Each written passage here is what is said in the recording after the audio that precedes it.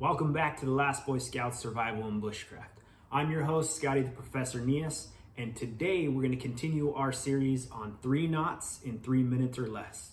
We're also going to go over a little bit of cordage or rope nomenclature. Basically, terms that you need to know if you're reading through a survival training manual or attending a class and they use these terms to describe how to tie knots. So that way you won't be left in the dark. So stick around, you're gonna learn something.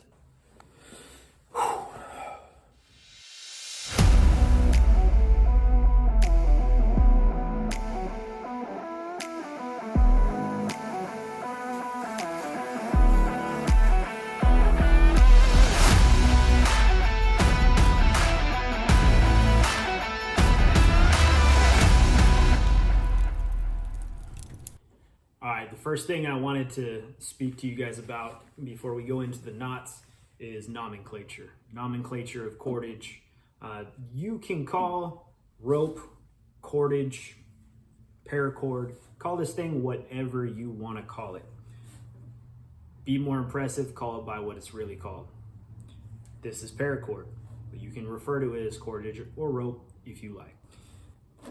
With that being said, this paracord or cordage or rope, when tying knots, can be referred to in different ways.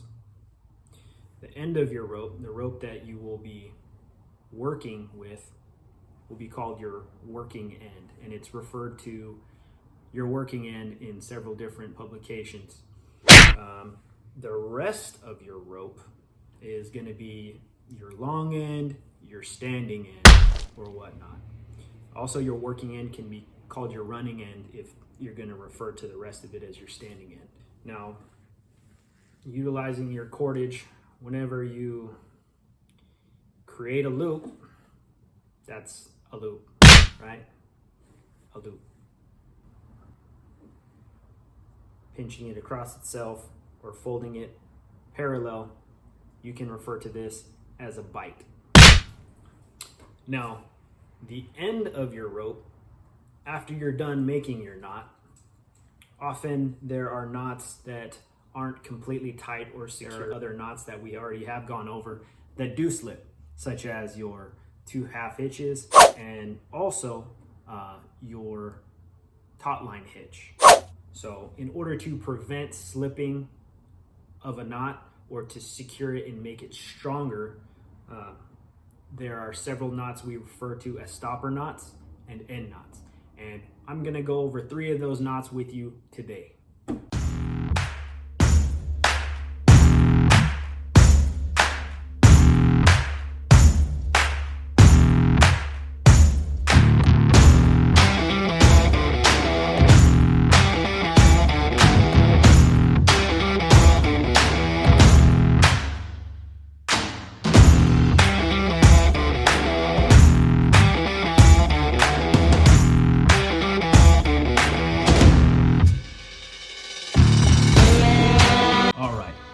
First and probably most basic stopper knot that I'm going to show you is the overhand knot.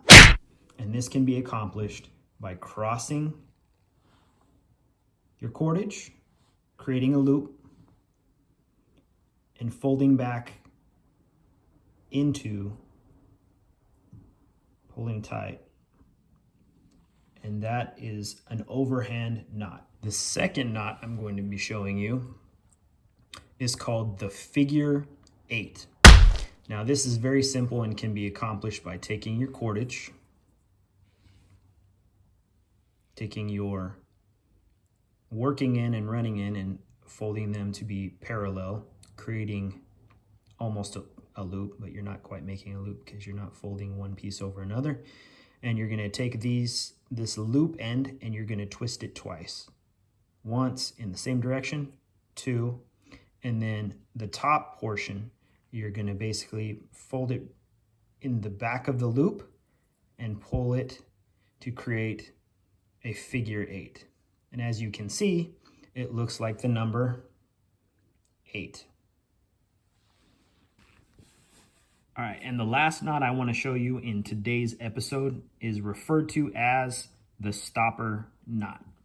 And this knot is accomplished by basically making a loop right over left or left over right, and taking your running end, whatever that may be, whichever side or end, and running it through the loop 3-4 times, creating multiple twists in the rope. And all you're going to do, because this is typically going to be the very end of a knot, or it could be just a stopper somewhere at the end of 2 half hitches to prevent it from slipping or whatnot. And then you're just going to pull tight. And it looks funky, but you have this nice blockade. Thanks for tuning in to another episode of The Last Boy Scouts. If you like what you see, hit that like button. Please subscribe and stay tuned for more from The Last Boy Scouts Survival and Bushcraft.